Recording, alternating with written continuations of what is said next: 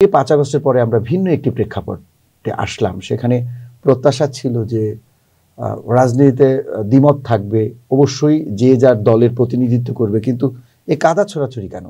ধন্যবাদ আপনাকে। আমি স্পষ্টভাবে বলতে চাচ্ছি যে আপনারা যেটা বলেছেন আমরাও সেটা বিশ্বাস করতাম।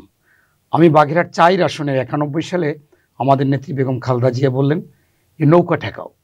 তখন আমাদের বীর মুক্তিযোদ্ধা সাব সেক্টর কমান্ডার বিএনপির কেন্দ্রীয় নির্বাহী কমিটির সদস্য শামসুল আলম তালুকদার নমিনেশন পেলেন। আমরা সকলে তাকে বসাবার চেষ্টা করলাম, বসিয়ে দিয়ে আমরা এই জামাতের একজন প্রার্থীকে নির্বাচিত করলাম, কাজ করলাম। আপনারা জানেন পরবর্তীতে 96 সালে তারা আলাদা নির্বাচন করেছিলেন জুনে।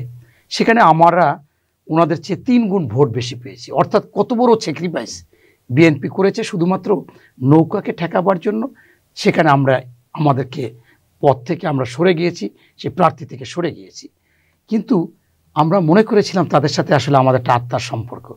এখন সদ্য আপনি দেখেছেন যে সকলে সামাজিক মাধ্যমে লিখতেছে যে পূজা না আসলে বোঝা যেত না যে ইমানের চাইতে ভোটের বা ক্ষমতার মূল্য বেশি। এটা কাদের ইঙ্গিত করেছে আপনারা জানেন।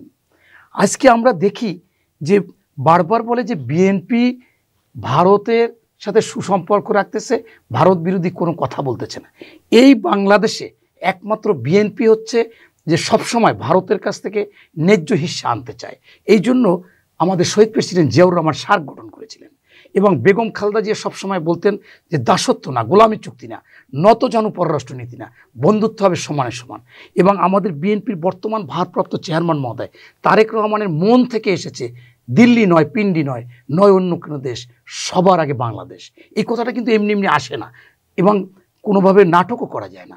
সেই কথা যারা বলে তাদেরকে নিয়ে কারাই কথা বলে, যারা ওই 2024 সালে 5ই আগস্টের পরে 8ই আগস্ট বলে যে আমরা ভারত নাকশ হয় এরকম কাজ করতে চাই না, ভারতকে আমরা খুশি রেখে সমঝোতা করে ভারতের সাথে সুসম্পর্ক চাই, তারা প্রতিবেশী, তাদের সাথে আমরা তো কখনো খারাপ আচরণ করতে চাই না। এই কারণেই আজকে আপনি দেখেছেন যে বিশ্ববরেণ্য ব্যক্তি ডক্টর মোহাম্মদ ইউনূস নোবেল বিজয়ী, তাকে ভারতে অসুর বানিয়ে তার দেবদেবীর পায়ের নিচে রেখেছে। এত বড় সাহস কেন হয়? যখন ওই অমিত শাহ ওই ঘটনা শুনে যখন বলছে সমঝোতা, তাদের সাথে সম্পর্ক রেখে রাজনীতি করবে, নাকশ করবে না, তখন কিন্তু অমিত শাহ বলেছিল যে আমরাও আপনাদের সাথে বসতে চাই। 2 দেশের পত্রপত্রিকা আপনাদের মিডিয়ায় এসেছিল। এখানেই মনে হয়েছে যে তারা আরেকটা নতুন গোলাম পেয়েছে, এটা আমার কাছে মনে হয়েছে।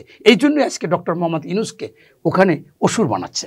এটা আমাদের কাছে দুঃখজনক। আপনি যেটা বলেছেন এটা কাদা ছোড়াছুড়ি নেই, তাদের মধ্যে প্রকৃত একটা রূপ চলে এসেছে।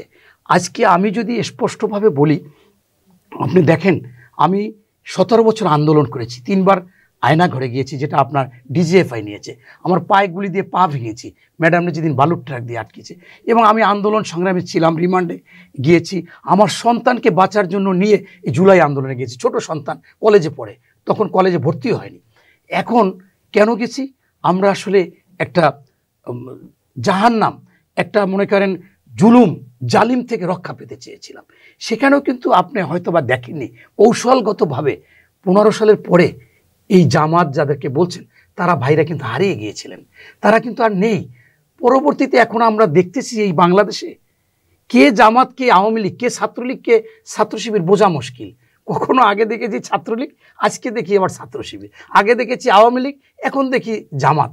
এই যে বিষয়টা, এটাকেও কিন্তু ইসলামের কথা বলে, কোরআনের কথা বলে যারা এই কাজটা বলে যে মরলে শহীদ বাঁচলে গাজী, আসলে প্রকৃতপক্ষে সেই ঘটনা ঘটেনি। এর আগে অবশ্যই তাদের ফাঁসি হয়েছে, অনেকের তাদেরকে পাখির মতো গুলি দিয়ে মেরেছে, কিন্তু আমার কাছে মনে হচ্ছে যে এরা যে তরল পদার্থের মতো যে পাত্রে সুবিধা পাবে সেই পাত্রের রূপ ধারণ করে।